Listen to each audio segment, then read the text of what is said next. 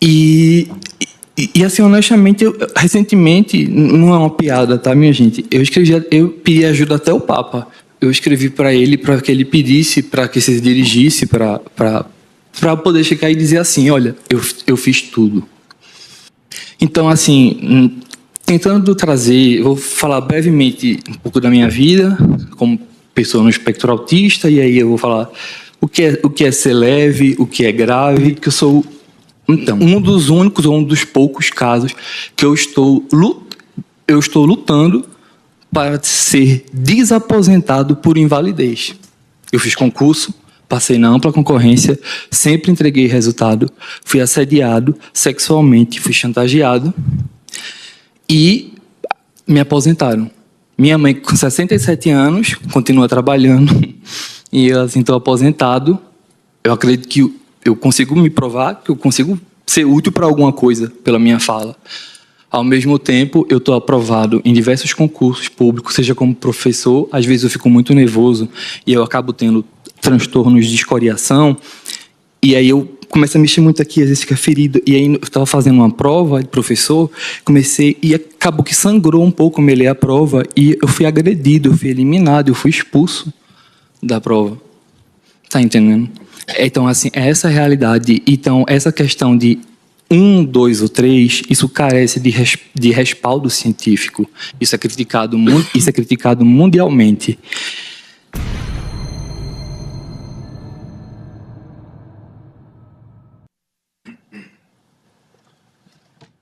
A senhoria tem a palavra também até 15 minutos.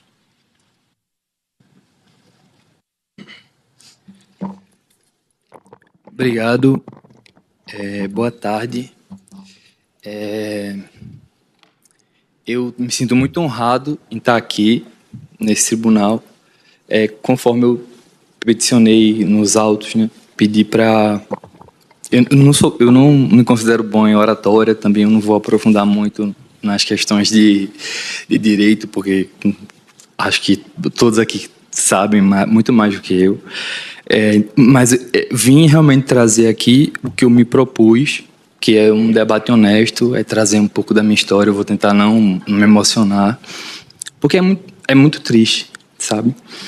Eu trago aqui, na verdade, de coração, eu não queria estar aqui, mas não porque eu não tenho um extremo respeito. Eu cheguei bem cedo, quis conhecer todos os lugares, quis tirar foto. Eu já fui seu aluno, passei no seu gabinete, deixei uma carta. Eu tenho um livro de praticamente todos os senhores aqui. Então não é por isso, mas é porque eu realmente não gostaria de estar nesse lugar, de estar me expondo a minha vida. Mas tem momentos que a gente precisa. Eu acho que da mesma forma que... E eu vou... Desculpa se eu quebrar algum protocolo, não cumprimentar primeiro o presidente, mas recentemente... Mas eu assisto muitos julgamentos aqui desse tribunal. E recentemente eu vi que a senhora ministra falou que certamente sabe que não mudou o judiciário, mas que o judiciário também não havia mudado. Mas eu queria dizer assim, que se eu estou aqui hoje é por causa da senhora, que muitas vezes eu sei como é ser uma voz que sequer é ouvida, e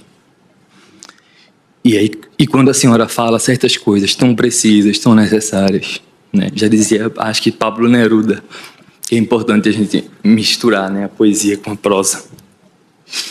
Então, eu acho muito triste esse debate, essa discussão, porque... E aí eu vou começar saudando por uma ordem cronológica que eu preparei, que seria... Gostaria de saudar primeiro a excelentíssima ministra Carmen Lúcia, a ministra Rosa Weber e a ministra Ellen Grace, que tanto lutou para quando a gente nem se falava sobre a síndrome de Down. E eu também gostaria de cumprimentar... eu fui aluno, né, do professor João Maurício Deodato, que nos deixou recentemente. Fui também aluno do senhor por um período na USP. E também fui colega, assim, não do mesmo tempo, mas do advogado, do chefe da Advocacia Geral da União, doutor Messias.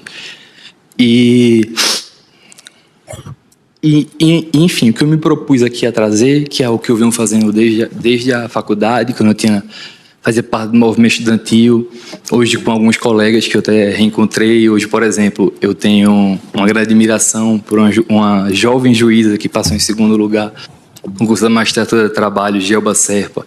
E aí a gente sempre defendeu, a gente lançou um projeto, ainda na faculdade do Recife, que era por uma pesquisa mais humana. Quando eu teve no momento da CAPES, da redução da redução da quantidade de bolsas, e como se não fosse necessário ter o estudo, que é o que hoje a gente está mais familiarizado, o estudo de dados, né? Porque os dados eles têm que ter uma função. Não adianta a gente também ficar só discutindo coisas em abstrato. Sempre quando eu não entendo uma coisa, eu faço um exercício mental. Eu volto para um ponto anterior, né? Para um pressuposto, para entender. Mas isso faz sentido?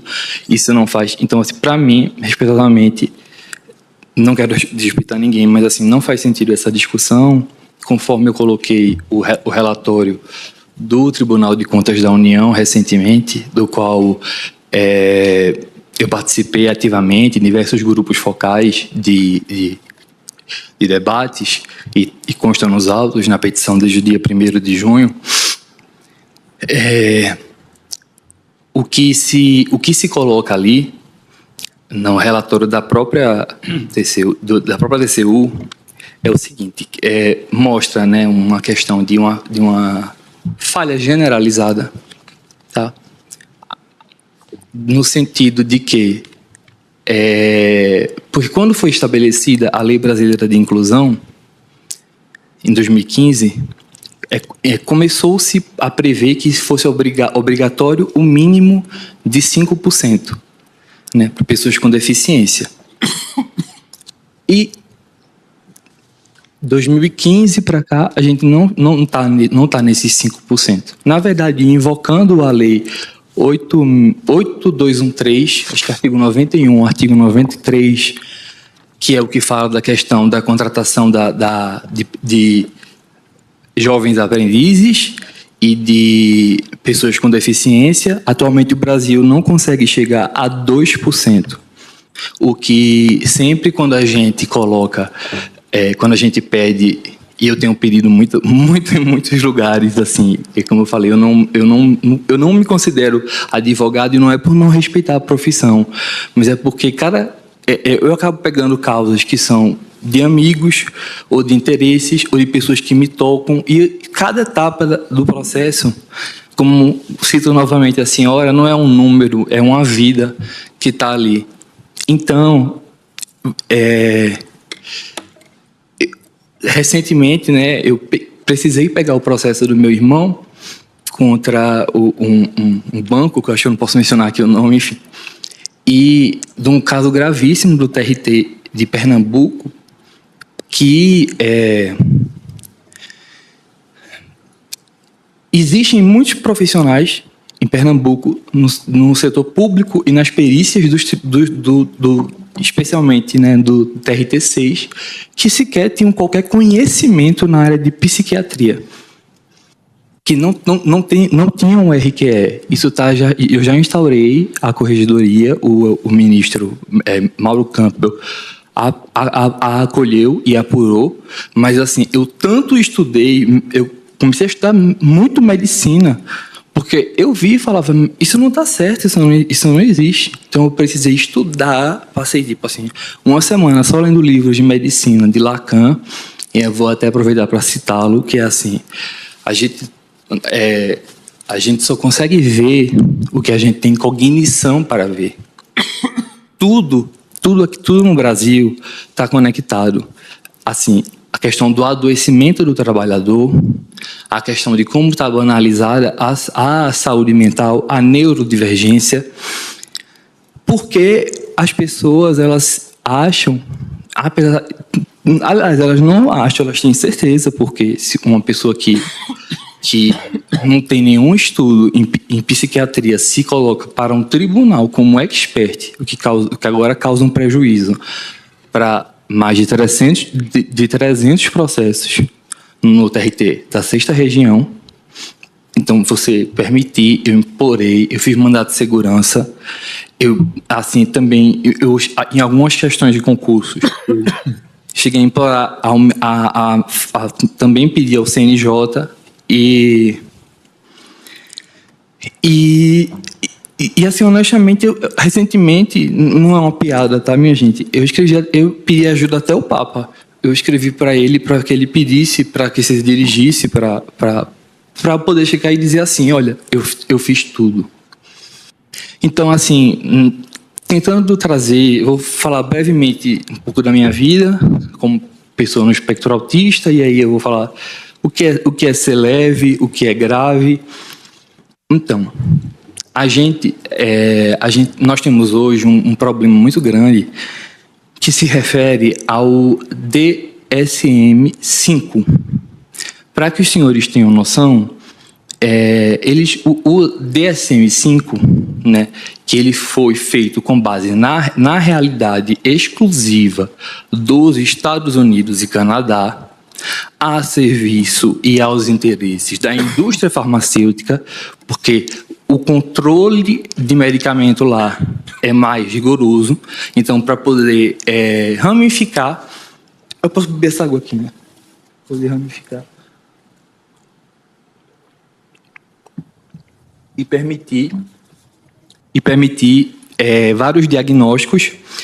E aí, é um estudo que, desde que foi publicado, né, esse manual, ele é utilizado como se fosse uma verdade, mas o que não é. Apesar da influência, a gente sabe, né, dos Estados Unidos, afinal de contas, já dizia Foucault, quem tem o poder constrói o saber, e quem tem o saber chega ao poder. Então, o DSM-5, ele é criticado mundialmente. Ele subcategorizou e foi criando, em comparação com o DSM-4, ele subcategorizou e criou mais de 200 transtornos mentais, a despeito de muitas críticas, principalmente da própria União Europeia e da França, que lançou um movimento mundial Stop DSM-5, que vem criticando desde então. Então, é no sentido de quando eu fui, né, fazer quesitos a perita, nesse caso, eu perguntei, tá, mas assim, a gente tem nos Estados Unidos muitos trabalhadores, pelo padrão de consumo, eles conseguem ter 3 jornadas, o que aqui a gente não consegue, a gente está ainda na 6x1, por exemplo, então eu não consigo imaginar como alguém pode. E aí, assim, eu acho muito perigoso essa questão de a gente trazer aqui um tema, e como eu falei, eu vou falar um pouco da minha história, e ao mesmo tempo, também os dados, que é o que realmente deveria importar mais, assim, a realidade, né? A primazia da realidade, a primazia do mérito. E aí, nesse caso, a gente não pode a gente não pode confundir liberdade de expressão, liberdade acadêmica, com o que é validado cientificamente. Porque, por exemplo, os Estados Unidos agora retiraram-se da OMS. A gente tem uma população que cada vez toma menos vacina. Então, assim, a gente não pode escolher o discurso científico, e não que ele seja uma verdade universal ou absoluta, não. Mas, assim, se existe um sistema multilateralista, é para se definir que algumas pessoas vão tomar decisões e vão ser responsáveis por elas. E depois que se revise. Mas o que não pode acontecer é cada médico, no caso concreto, escolher o que vai aplicar ou não. Então, no meu caso, até os 7 anos de idade, eu não falava, eu não tinha dificuldade de locomoção, a gente também não tem condição financeira. Minha avó e minha mãe, com muito esforço, conseguiram que eu fosse para uma análise na neurologista. Ela me identificou, só que ela recomendou, porque isso foi antes de 2015, então ela recomendou que eu escondesse o diagnóstico. Eu escondi. Comecei a estudar para concurso, passei no concurso Banco do Brasil como ampla concorrência, e aí depois tive acesso ao plano de saúde, consegui fazer vários exames e tudo, e hoje, sim, eu tenho laudos que, felizmente, que conseguem me validar em concursos públicos, mas é por uma questão também de acesso, de dinheiro a ter acesso a esses profissionais. O que a gente não tem na saúde pública, infelizmente. Então, assim, ainda não deixa também de ser um critério econômico, um critério socioeconômico. Vou dar outro exemplo. Fala-se tanto aqui em questão fiscal, em questão de dinheiro, eu acredito que eu sou um dos únicos ou um dos poucos casos que eu estou lutando para ser desaposentado por invalidez. Eu fiz concurso, passei na ampla concorrência, sempre entreguei resultado, fui assediado sexualmente, fui chantageado e me aposentaram. Minha mãe, com 67 anos, continua trabalhando e eu, assim, estou aposentado. Eu acredito que eu consigo me provar, que eu consigo ser útil para alguma coisa pela minha fala. Ao mesmo tempo, eu estou aprovado em diversos concursos públicos, seja como professor, às vezes eu fico muito nervoso e eu acabo tendo transtornos de escoriação, e aí eu começo a mexer muito aqui, às vezes fica ferido, e aí eu estava fazendo uma prova de professor, e acabou que sangrou um pouco me ler a prova, e eu fui agredido, eu fui eliminado, eu fui expulso da prova. Tá entendendo? Então, assim, é essa a realidade. Então, essa questão de 1, 2 ou 3, isso carece de respaldo científico. Isso é criticado mundialmente. O objetivo disso é para ajudar. E, além disso, eu vou finalizar pelo tempo, porque também já consta nos autos, o relatório do TCU, recentemente, que foi publicado, que ele mostra claramente que o Brasil não vai cumprir os Objetivos de Desenvolvimento Sustentável da ONU, que as empresas privadas estão, a maioria, quando é fiscalizada, não respeita a cota nem de aprendizagem, nem de pessoas com deficiência, não chegam a 2% e têm recebido multas. Toda semana tem no site TST uma empresa multada pelo descumprimento dessas cotas. Então, assim, a pergunta que eu deixo é: como é que a gente não está chegando em 2%, que não é nem o mínimo previsto em lei, e isso não são dados que eu estou inventando, são dados que estão documentados e emitidos pelo próprio Estado. Como é que a gente vai chegar? A gente não está em 2% e vai revisar, sendo que esse próprio Supremo tem um entendimento consolidado que não se admite ação afirmativa às avessas. Então, a gente não está cumprindo o mínimo e vai discutir, tem que se discutir como se vai chegar pelo menos no mínimo. Deveria ser esse o discurso que eu esperaria da AGU e do Ministério Público Federal. Inclusive, o último dado prometo, é que nós temos no país cerca de 5 mil de agências previdenciárias, né, do INSS, e apenas 5, sendo 3 em São Paulo, tem sala multissensorial. Como eu fui lá recentemente no INSS, a semana passada, pedi para ser desaposentado, e ainda não fui, tá? Fica o meu apelo, porque eu quero trabalhar, eu quero contribuir por esse país. E foi muito triste uma cena que eu vi, assim, eu fiquei com vontade de chorar, porque eu tinha pedido para a minha sala, a sala multissensorial, porque é muito lotado as agências, e aí tinha, assim, tinha umas 2 crianças lá gritando, não existia nenhum tipo de prioridade diferencial para essas crianças serem atendidas, elas gritando no meio do povo. Foi uma coisa assim que eu filmei, porque eu acho importante mostrar para os senhores, mas eu fiquei assim, com vergonha de colocar isso publicamente, tá entendendo? Porque isso para mim é o que a Hannah Arendt vai dizer de banalidade do mal. Então eu gostaria também de dedicar essa minha fala aqui à minha irmã, que também era neurodivergente e infelizmente não está mais aqui, e não por motivos naturais. E a gente sempre elogiava muito a ministra Carmen Lúcia, é uma admiração de longa data, está aqui inclusive todos os seus livros. E a expectativa, se o problema é uma questão fiscal, vocês podem ficar tranquilos, porque a expectativa de vida de pessoas no espectro autista ela é menor. Ela é cerca de 20 anos menor em dados que tem. E, por fim, eu vou dizer mais um fato sobre mim, queria me expor, mas já me expondo, que é, eu fui fazer... O tempo todo, a sociedade ficava falando para mim, você tem que ter uma habilitação, você tem que ter uma habilitação. Só que eu sabia que eu não tenho coordenação para ter uma habilitação. Então, eu reprovei 10 vezes no Detran, acho que fui aprovado na última por clemência. E, assim, de minha parte, vocês podem esperar que eu nunca vou estar requerendo esse alíquota para dirigir, porque se eu fizer isso, eu vou estar sendo um perigo para mim e para a sociedade.